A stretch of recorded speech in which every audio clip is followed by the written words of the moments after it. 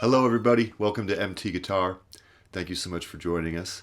Today we're doing a music theory lesson on chord inversions, and this is actually part 2. And part 2 is going to cover all of the triads that are available up and down the neck in a given major key. And what this is going to do is it's going to map out the guitar for you in a very clear way using CAGED system. And what CAGED does is it maps out the 1s, 3s, and 5s essentially of the entire fretboard with chord shapes. And when we play inversions, we break chords down into whether we're starting on the root, third, or fifth. And it's really good to wrap your head around this stuff if you can, because what ends up happening is you sort of map out every important chord tone in a key. And then when you go to minor or when you go to seventh chords, you already have the major basis, the major key basis that everything kind of comes from. So very useful stuff, whether you're jamming with a band or friends, creating your own chord voicings, writing songs, soloing, playing up and down the neck, scales, chords, whatever, arpeggios. So really useful stuff, whatever level you're at, to check out, to at least begin to understand the map of the fretboard, how the fretboard works, and how you can find any chord, any inversion, anywhere in the neck. I do have a tab for this written out, and I've put it on my Patreon. And it's a great way to support the channel, to subscribe to that and to check it out. Really appreciate your support. Make sure to also subscribe and hit the thumbs up and the notification bell. And with that, let's get going on this lesson. All right, so what I was doing in the introduction was basically playing full bar chords that you're probably familiar with, and then breaking down the available triads in those shapes. So why don't we go through that note for note, and while I do it, I'll sort of tell you about the music theory behind it. So when we have a major chord, which is what we're dealing with in this lesson, we have 1s, 3s, and 5s in any order or in any sort of distribution, depending on the way the guitar is tuned and what shape we're playing.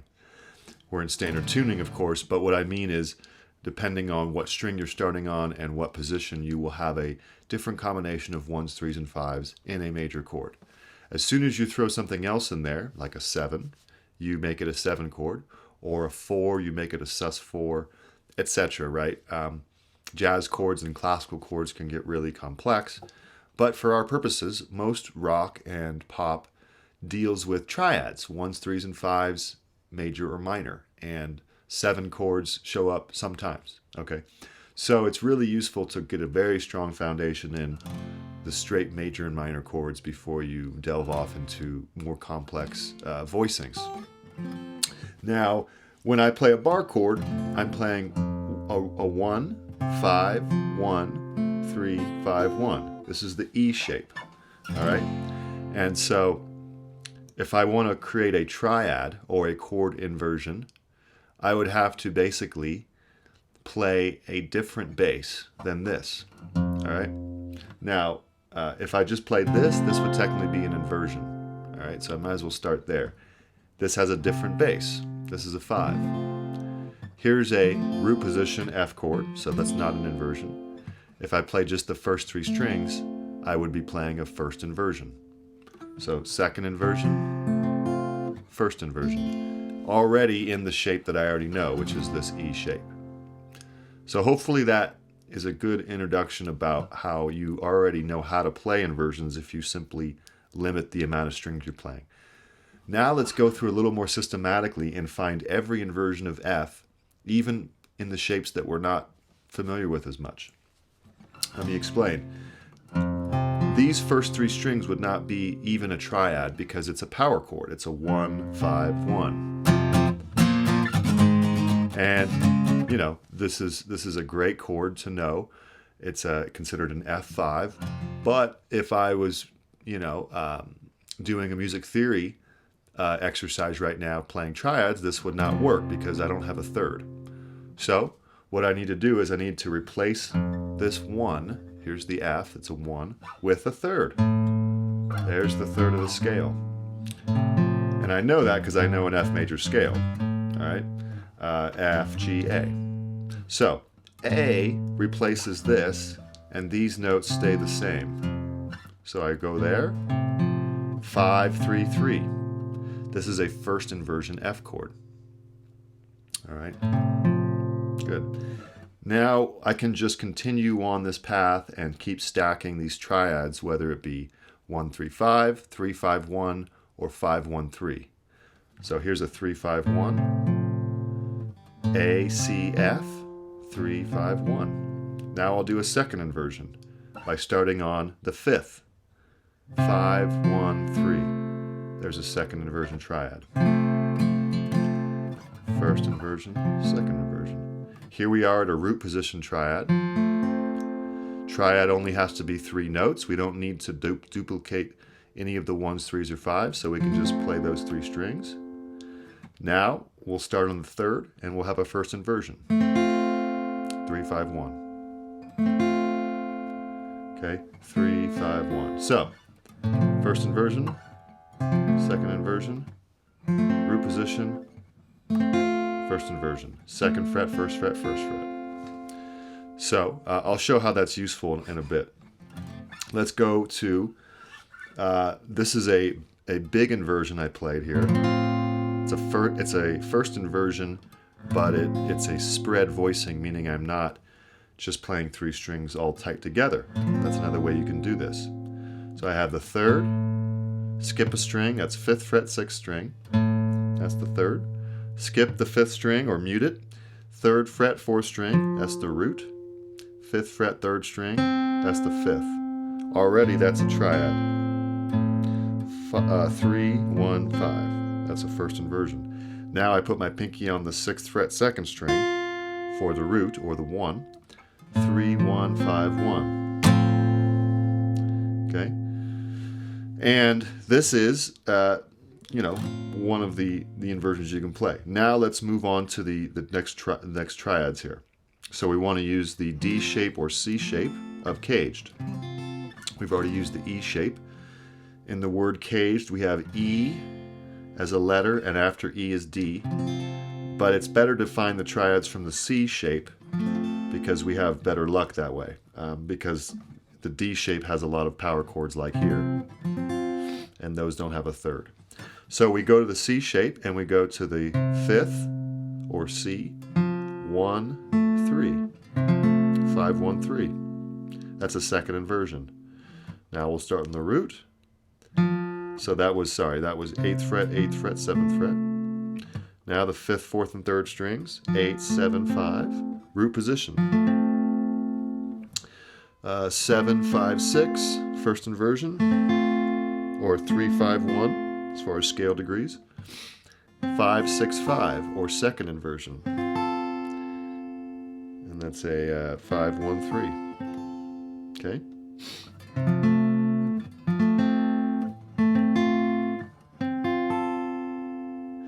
Okay? Every piano teacher will teach this to their student. And guitar, we want to do that too, although you don't necessarily see it as often. But it's crucial. Then you have, after we do the E shape, D shape, C shape, which we've covered, and CAGED, after C is A. So then we'd have the A shape. Now, we run into the same problem with power chords, 5, 1, 5, 1, 5, 1. So we kind of want to use the G shape. Not a very friendly chord. You never see it played in actual performances or recordings as far as the whole 6-string shape, but it can show us where the triads lie. All right, so 1, 3, 5, 13, 12, 10, root position triad. 3, 5, 1, or 12, 10, 10 frets, and 3rd, 5th root. So that's first inversion. 5, 1, 3, all on the 10th fret. That's a second inversion, and that's a very useful triad. That's just a 1, 4, 5 progression in this triad shape. Okay, so that's 10, 10, 10, or second inversion. And then root 3rd, 5th. This is a root position F triad. 10, 10, 8. So.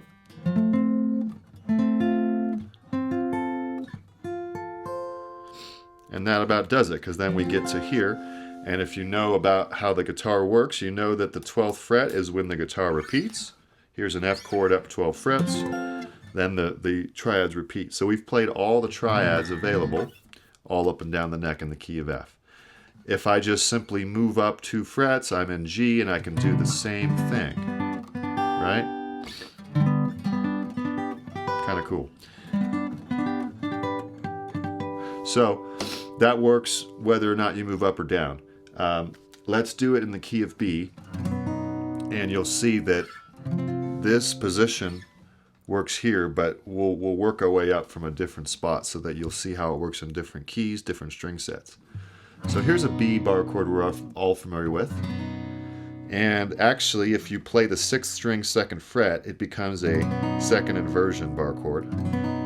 If you play from the 5th string, it becomes it's just a root position. All right. Now, like the key of F, we're going to use the G shape of B to find the triads. All right. Root position 7 6 4. First inversion 6 4 4. 3 5 1. Second inversion 4 4 4. The guitar is tuned to have an open 2nd inversion triad with the 3 open strings, and we can bar that anywhere. That becomes a 2nd inversion triad. And then a root position triad 1 3 5 or 4 4 2.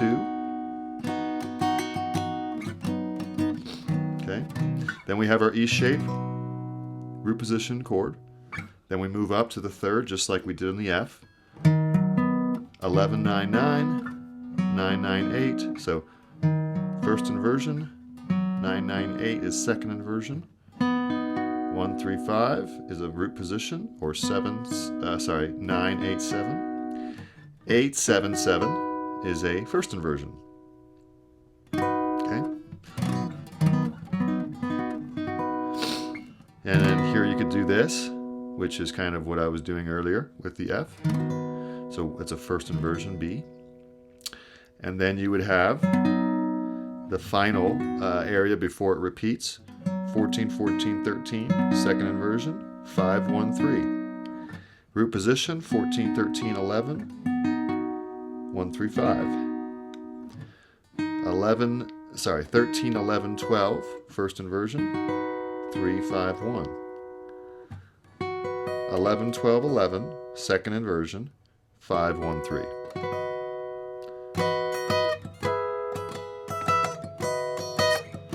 There's a 1 4 5 progression.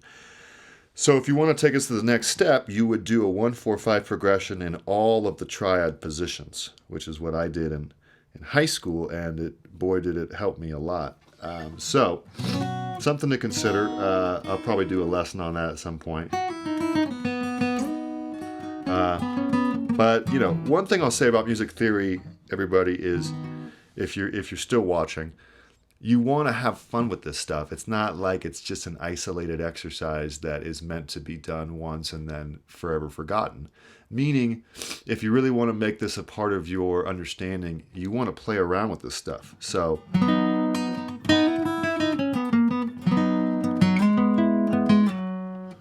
meaning I'm just going to limit myself to these 3 strings and improvise.